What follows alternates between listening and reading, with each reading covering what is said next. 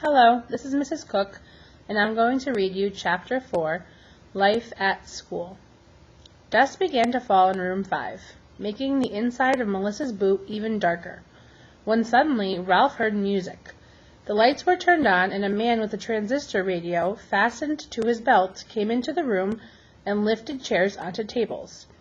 He began to sweep with a wide broom, while the radio poured forth sad songs about lonely highways, broken hearts, and jail. The songs made Ralph feel gloomy, as well as sulky. He began to feel sorry for himself. The long hall, so perfect for motorcycle riding, was dark and empty.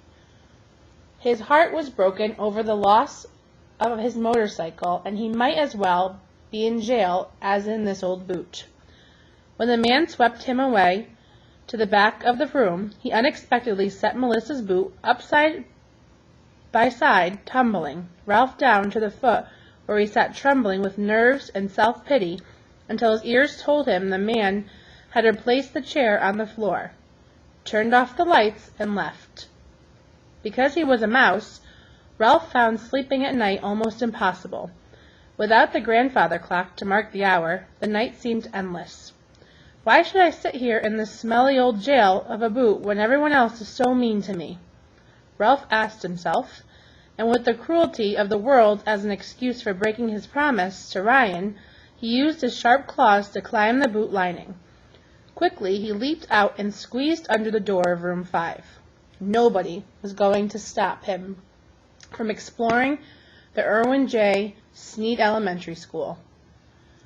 After a long and wistful look at the lonely highway of the hall, Ralph found exploration more interesting and profitable than he was expected.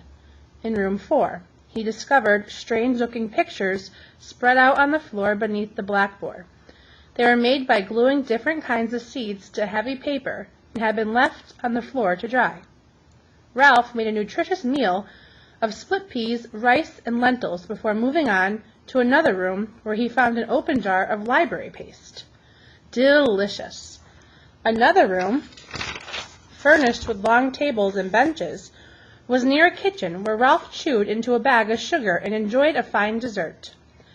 After this gourmet meal, Ralph walked rather than scampered down the hall, that perfect place for riding his motorcycle if Ryan had not been so mean, to a room with a carpet and bookshelves about the walls.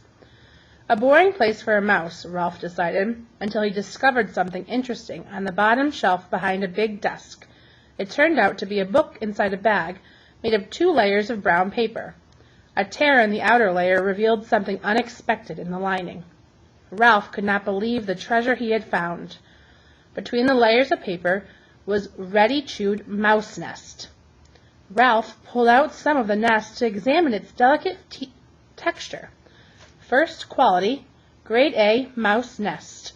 He made the hole in the bag still larger, crawled inside, and curled up in the coziest bed he had ever known. Ralph intended to rest there while he plotted to get his motorcycle away from Ryan, but his full meal made him drowsy, and instead he fell asleep. Awakening to the sound of school buses, he ran back to room 5, just in time as his former friend was hanging up his parka. Ralph ran to the leg of Ryan's jeans and onto his shirt. "You gimme my motorcycle," he demanded, trying to sound fierce.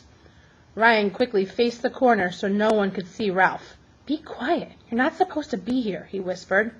"Like I said, I'll give it to you after you run the maze." "Who said I'm going to run it?" Ralph was sullen about this whole affair. "I do." Ryan tried to speak without moving his lips. "If you want your motorcycle back." "Where is it?" Ralph wanted to know. "Right here." Ryan removed the motorcycle right from his parka and placed it on of his shirt pocket. "Now go back to your boot." "Don't call it my boot," said Ralph. "It's dusty and smelly. Will you be quiet if I let you stay in my pocket?" "Sure." A shirt was warm and soft and had a good view of the classroom, if a hole was snipped in the pocket.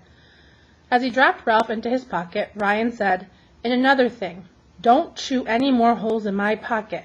Mom didn't like it when she saw holes in the new shirt I wore yesterday." We'll see about that, thought Ralph, determined not to let the lub-dub of Ryan's heart lull him to sleep again until he figured out how to get that motorcycle back. For a better view of room 5, he bit a careful peephole, one thread down and one thread across, in Ryan's pocket.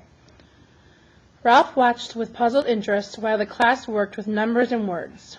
Later in the morning, the children formed a double line, something Ralph had never seen before witnessed, and walked quietly to the library, where he selected books to read. Why can't mice behave like that? Ralph wondered.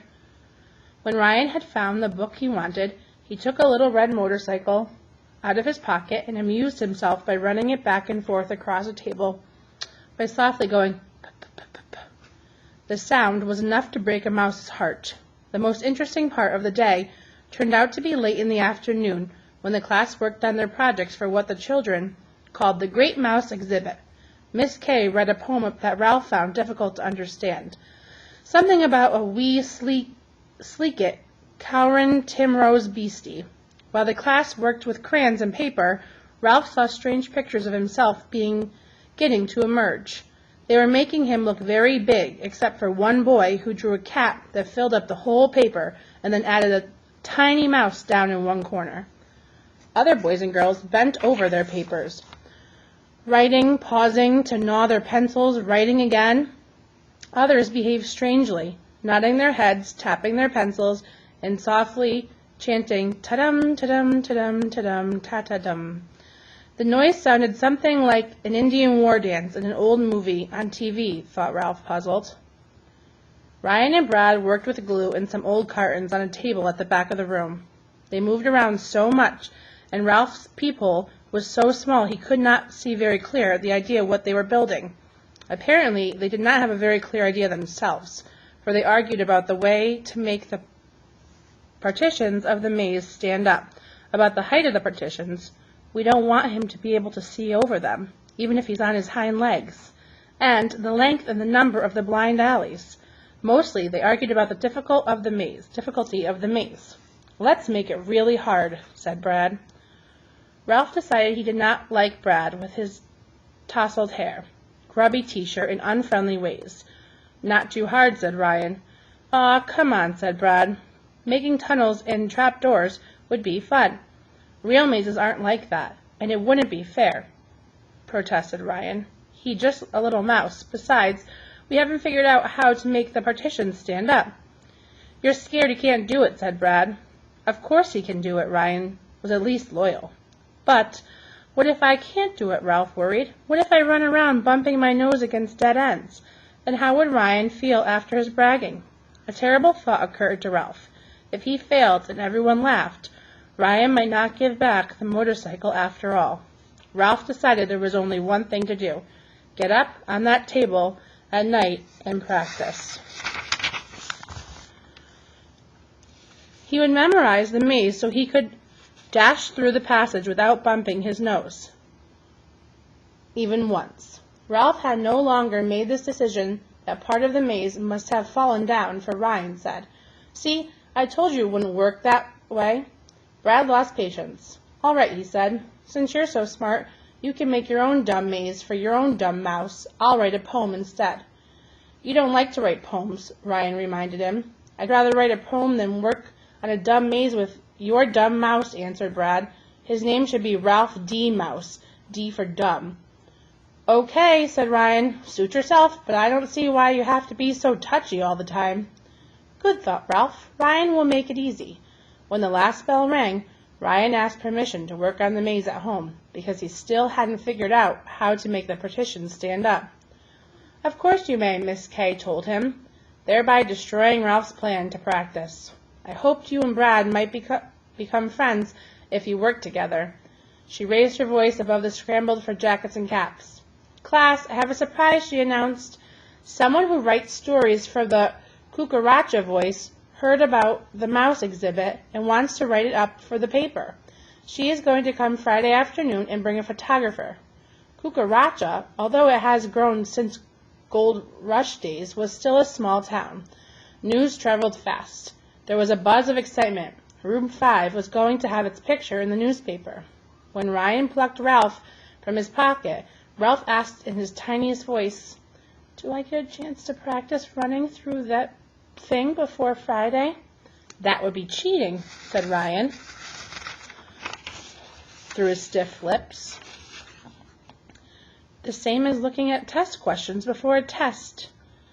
"Just one little peek?" coaxed Ralph. "Nope." Ryan poked Ralph into Melissa's boot and ran off to catch his bus. Ralph crawled down around the bend to the toe of the boot, where he sat brooding in the dusty, musty dark. For the first time since he had left the inn, he began to wonder if anyone missed him in his old home.